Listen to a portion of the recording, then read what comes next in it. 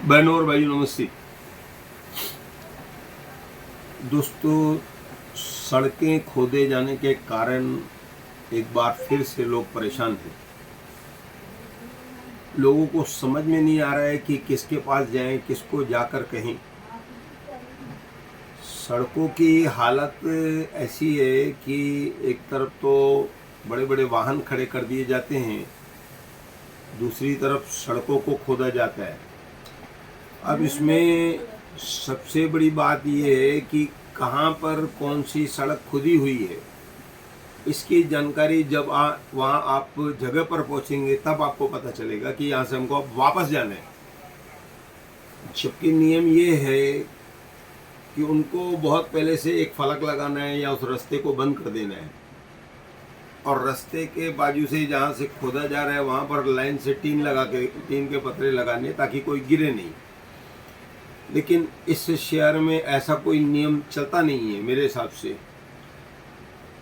आज हम कई स्थानों पर जाते हैं, वहाँ पर रास्ते खोद दिए गए हैं। अब जैसे कि हमारा नेताजी का मुख्य सड़क जो आप देखेंगे, जो कोरला कैंप जाता है, नेताजी का देखेंगे आप, और उसके बाद बहुत सारे स्थानों पर जैसे कि कुछ समय पहले हीरा घाट पर खोद दिया गया, ब्रिज खोद दी गई। तो न जाने कहाँ कहाँ पर ये रास्ते खोद दिए गए हैं और लोगों को काफ़ी परेशानी हो रही है। इसके अलावा हमारे डाकणे साहब जो आयुक्त साहब हैं, उन्होंने कहा था कि मैं जल्द ट्रैफिक का मामला सुधार दूंगा। जो गाड़ियां रखी जा रही है उनमें भी फेरबदल नहीं आया है, गाड़ियां वैसी वैसी छोड़ दी जाती है। और कई लोगों का कहना है कि उनके घर के आसपास जो मैदान है, छोटी छोटी जगह है, वहाँ पर बड़ी बड़ी लोडिंग ट्रकें खड़ी कर दी जाती है। दिन भर मजदूरों का आवाजाही रहता है तो उनको काफ़ी परेशानी होती है।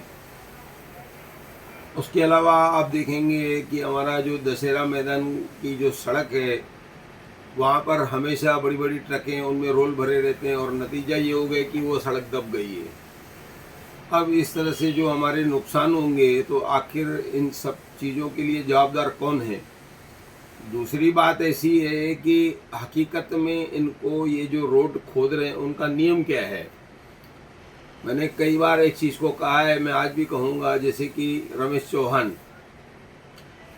उनके वार्ड में दिन भर में इन्होंने एक 10 फीट खोदा, तो वह उनसे 10 फीट उसी क्वालिटी से, डामर की क्वालिटी है तो डामर से, सीमेंट की क्वालिटी है तो सीमेंट से।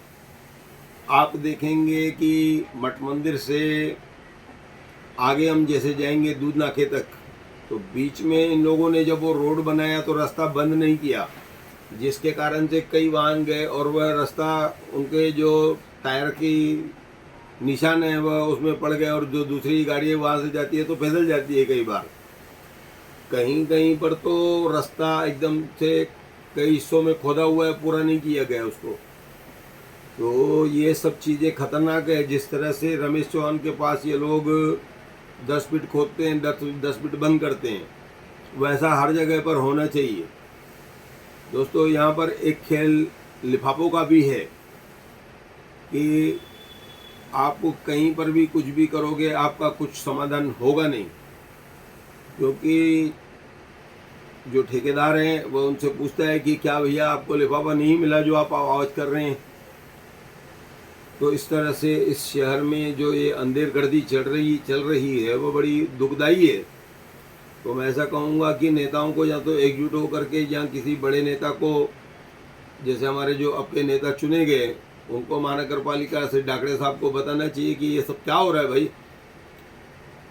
तो हालांकि बहुत सारे लोग जो, अब जैसे कि रोड खोद दिया गया, साइड से खाली है, वहाँ से पतरे से बंद नहीं किया, अब हम वहाँ से जा रहे हैं, फिसल कर हम गड्ढे में जा सकते हैं। कई लोगों के हाथ पैर इसमें टूटे हैं।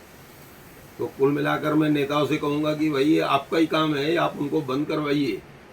इसके लिए हम कोई बाहर से नेता नहीं मंगाएंगे ना, क्योंकि हमारे जो नेता है उनका ढेर लगा हुआ है हमारे शहर में।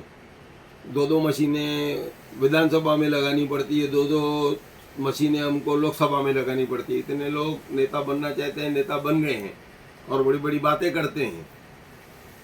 जैसे कि मैंने इस बात को, ये बात अलग है, लेकिन मैं बता रहा हूँ कि कुछ लोगों ने कहा कि हम डंपिंग ग्राउंड के लिए सुप्रीम कोर्ट जाएंगे।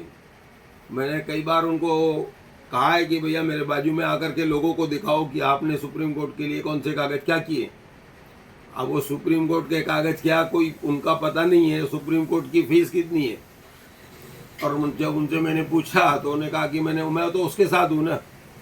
अब वही बड़े लोग जो सुप्रीम कोर्ट जा रहे हैं वो दूसरे का चुनाव प्रचार करके खर्चा निकाल रहे हैं। ये हालत हमारे शहर की, और ये सब लोग यहाँ पर नेता बन जाते हैं। तो कुल मिलाकर ऐसे लोगों की जो मुझे और जानकारी मिलेगी मैं आपको दूंगा। फिलहाल मेरा मुद्दा ये है कि ये जो सड़कें बेवजह जो खोद करके छोड़ दी जा रही है, मट्टी वगैरह उसकी बाहर निकाल कर उसको पैक नहीं किया जा रहा है, यह एक गलत है और इससे लोगों को काफ़ी तकलीफ होगी। तो मेरे नेताओं से निवेदन है कि इन गड्ढों को तुरंत बंद कराएं, ताकि यहाँ से लोग जो है कहीं भी आ जा सकें। क्योंकि पता ही नहीं चलता है ना, हमको कहाँ से जाना है, किस रास्ते से जाना है, फिर वापस आना है, फिर किस रास्ते से जाना है, वो रास्ता भी बंद है। तो ऐसा नहीं होना चाहिए। एक एक रास्ता बंद करके उसको बना करके बाद में दूसरे रास्ते को खोदा जाना चाहिए। ऐसा कहकर मैं धन्यवाद कहता हूँ।